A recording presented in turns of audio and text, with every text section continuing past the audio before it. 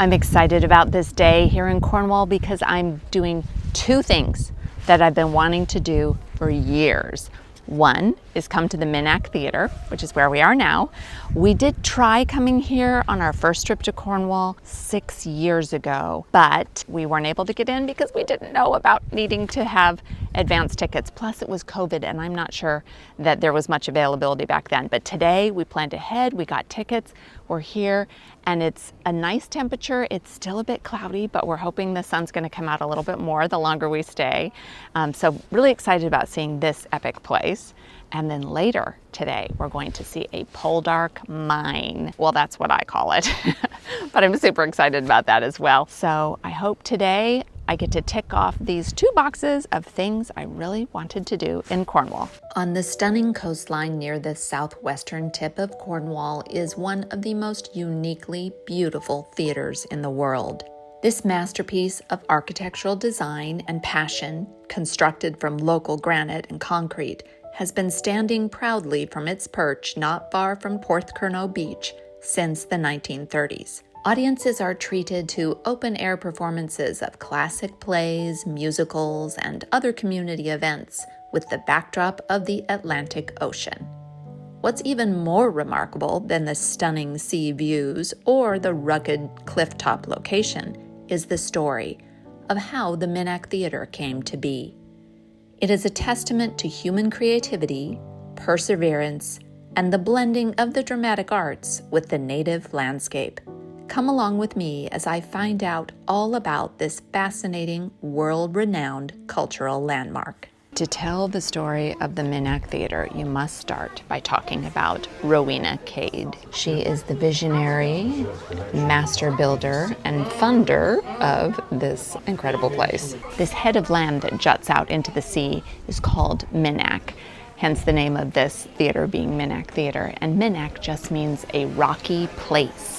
Rowena was born in Derbyshire in August of 1893. She was born into a wealthy family, and I was particularly interested to hear that her mother was from Cheltenham, and that's actually where her parents retired to. When she was 21, the First World War happened, and she volunteered to work at a remount stables in Hertfordshire. After the war, she left the sophistication and easy life in Cheltenham and settled in the far west of Cornwall. She had the Minack house built in 1923 for herself and her mother using local granite. And then they were joined by her sister and family who were returning from Australia. They started entertaining in their gardens and hosted informal productions.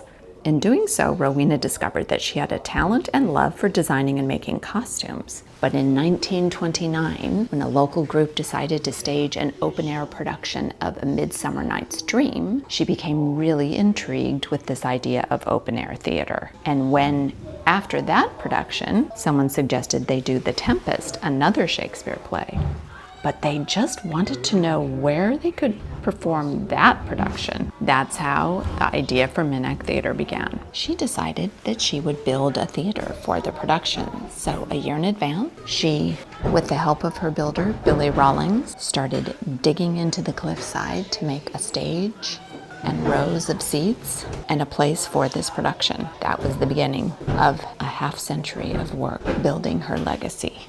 This is a really great time of year to be at the Minack. We're here at the very end of May, and the flowers are just wonderful. There's always a subtropical garden here, but there's lots of beautiful flowers, especially lots of pink and magenta ones today.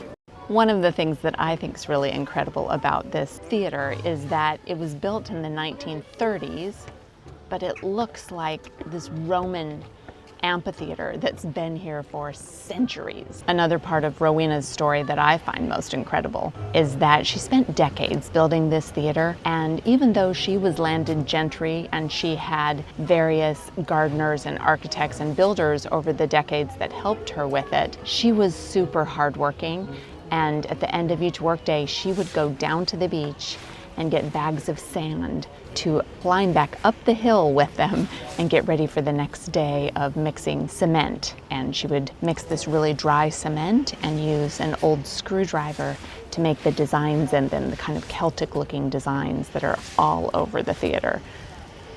So she was creative and visionary, but also really strong. Another interesting fact about this amphitheater is that every year they tear off all of the sod at the end of the 6-month season, and then in the spring they come and lay down new sod on all of these rows of seats. It's just incredible. These days the Minack has one theatrical production per week, but as you can see from these carvings in the seats, there is a long history of so many classic plays being performed at this venue over the decades. It looks like they are doing a rehearsal of Mary Poppins right now. It's fun to see an actual production of something going on the stage when you're here visiting.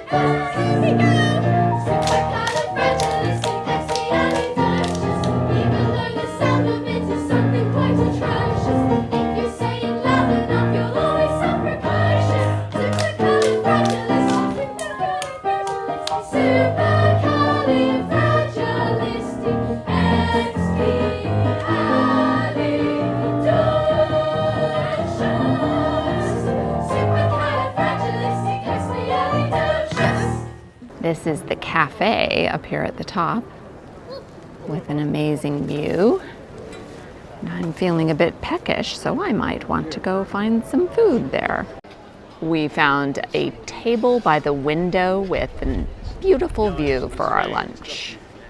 As usual, I wanted to try multiple things, and I also was in the mood for cheese. So we got a tuna mayonnaise salad and a cheese tea, which sounded so good because it has a warmed cheese scone served with brie, Cornish yarg, and Cornish ale chutney.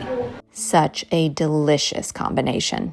I hope you enjoyed learning about the unstoppable Rowena Cade and her incomparable Minack Theatre, which stands as her legacy in this breathtakingly beautiful part of Britain. Please check out some of my other Cornwall videos here and see the description for my full Cornwall playlist. Thanks so much for watching this video, and do something good in the world today.